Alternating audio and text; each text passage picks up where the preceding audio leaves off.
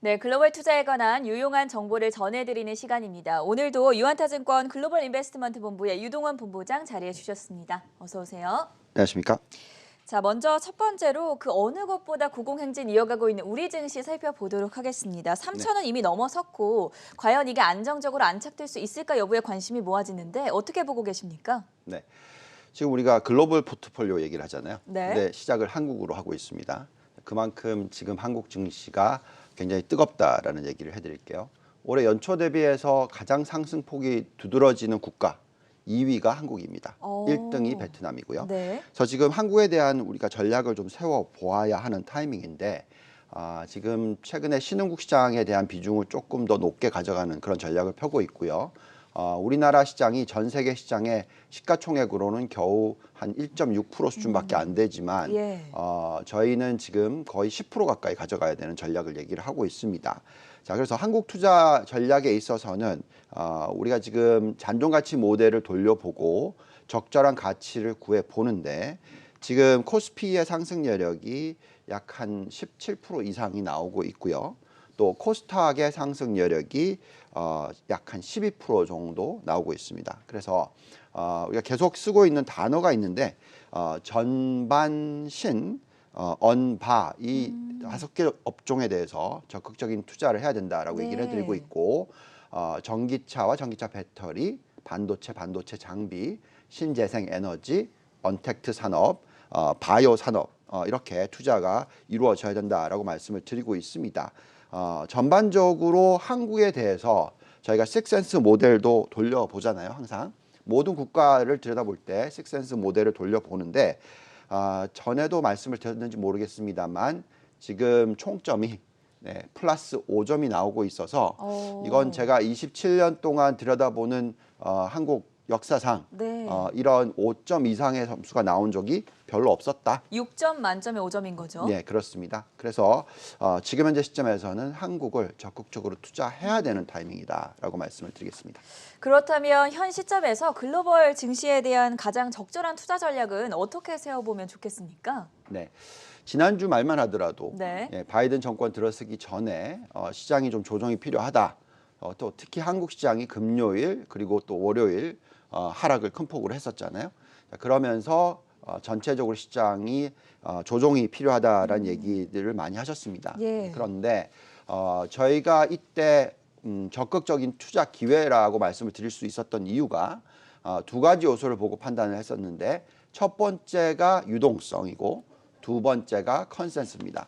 여기에 나와 있듯이 지금 선진국의 상승 여력이 지지난주입니다. 지지난주 2주 전에 8.4% 수준이었는데 지난주에 돌려보니까 13%가 됐어요. 그만큼 거의 5%포인트 가까이 상승을 했다라는 것이죠.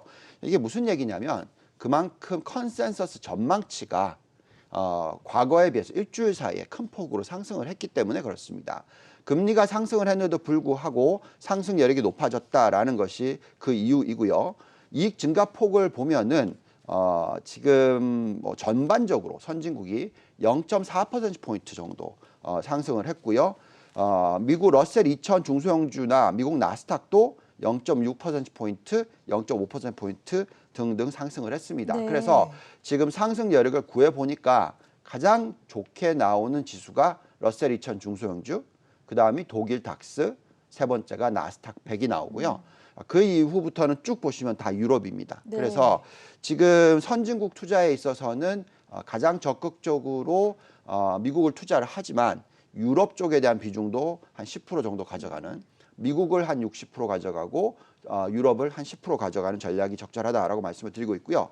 또 더 나아가서 지금 한국이 포함되어 있는 신흥국이죠. 네. 자, 신흥국의 상승 여력은 그렇게 크게 변하지는 않았습니다만 어쨌든 11.8%로 높은 편입니다. 여기에 가장 중요한 것은 대표적으로 높게 상승 여력이 나오는 국가들이 세 개가 있는데 대만, 한국, 베트남 이렇게 세 개가 나오고요. 네. 이 세 개 국가의 초점을 전체 신흥국을 30% 들고 가야 되는 전략에서 25%는 이 세 개 국가, 그 다음에 나머지 한 5% 정도를 러시아나 브라질 같은 인도네시아 같은 이 원자재 강대국에 네. 투자를 하는 전략을 펴야 된다라고 말씀을 드리고 있습니다. 선진국과 신흥국별로 상승 여력에 대해서 알아봤고요. 업종으로 넘어가 보도록 하죠. 반도체 업종 투자에 대해서는 어떻게 바라보시나요? 네. 지금 거의 제가 또 요즘에는 노래를 부르다시피 하는 게 반도체입니다. 네. 항상 뭔가 하나는 노래를 부르는데 반도체에 대해서 지금 계속 노래를 부르고 있고요. 그렇다 보니까 당연히 한국에 대해서 좋게 얘기할 그쵸. 수밖에 없습니다. 이런 결론을 내리는 데 있어서는 우리가 뭐 한국을 들여다보고 이렇게 판단하는 게 아니고요. 전 세계에 상장되어 있는 정말 많은 기업들을 저희가 잔존가치 모델상으로 돌려봅니다. 이렇게 했었을 때 상승 여력이 높은 기업들을 쭉 뽑아보는데 저희가 지금 30개를 뽑아보면 10개가 반도체 기업이 올라오고요. 네. 또 ETF를 뽑아보면 10개 중에서 2개가 반도체가 올라옵니다. 그래서 전체 글로벌에서 지금 20% 정도의 투자를 반도체 쪽에 해야 된다라고 말씀을 드리고 있어요. 여기 지금 나와 있는데 미국에 상장된 ETF 탑 10선입니다. 제일 좋아 보이는 10개 종목을 보시면은 첫 번째와 두 번째가 반도체. 그러네요. 네, 그래서 워낙 높게 나오기 때문에 저희는 지금 반도체 없이는 포트폴리오 구성이 안 된다. 지금 현재 시점에서는 그렇게 말씀을 드리고 있습니다. 또 여기서 우리가 반도체 종목으로 계산을 해봤더니 탑 30개 종목 중에서 지금 10개 종목이 반도체로 올라오고요.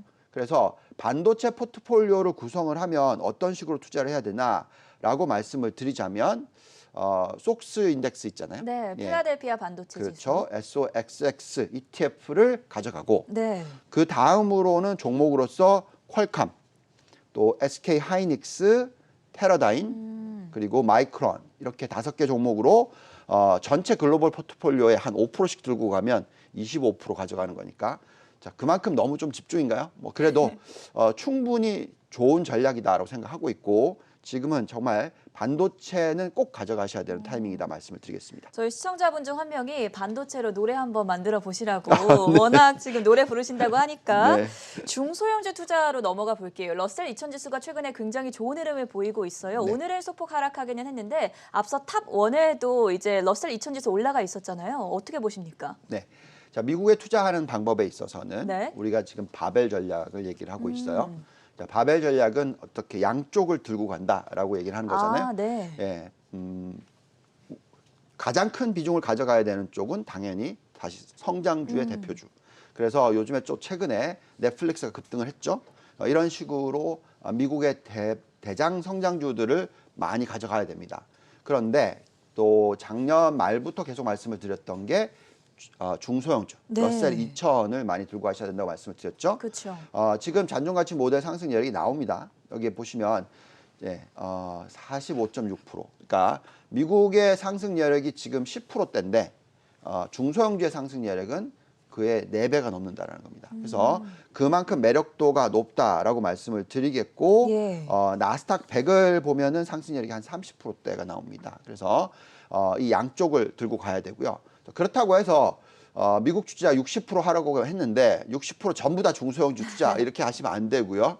예, 왜냐하면 항상 시가총액을 보시면서 판단을 하셔야 되기 때문에 저희는 전체 포트폴리오에서 한 20% 정도를 미국 중소형주 투자를 하시는 것이 좋다라고 말씀을 드리고 있습니다. 그럼 대형주는 어떻게 투자해 보면 좋겠습니까? 네, 나머지 40%를 대형주를 투자를 하셔야죠. 그러니까 넷플릭스를 이제 실적이 좋게 나왔었잖아요. 팡 네. 종목들 이제 실적을 앞두고 있는데 이런 성장주들 투자에 대해서도 말씀 부탁드릴게요. 네, 자 지금 나스닥을 투자를 하거나 대형 성장주를 투자를 하는 이유는 자 다들 이런 얘기를 했어요. 바이든 정권이 들었으면 네.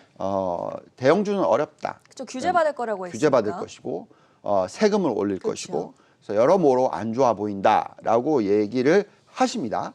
근데 넷플릭스 한번 올려볼게요. 잔존가치 모델상 상승 여력을. 예, 어떤 숫자가 나오냐면요. 100%. 100%요? 이런 상승 여력이 나옵니다. 그러니까 무슨 얘기냐. 세금을 많이 올리더라도 대형주들이 굉장히 저평가가 되어 있어요. 네. 예, 물론 반독점법이 들어와서 회사를 분해시킨다. 이러면 다른 얘기입니다. 근데 그렇게 못한다면 제가 볼 때는 대형주의 매력도도 충분히 상존을 한다는 것이죠. 그래서 지금 현재 있어서는 대형 성장주 투자 소홀히 하시면 안 되고요.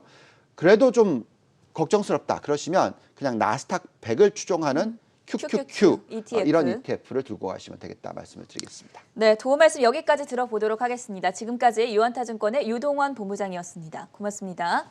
감사합니다.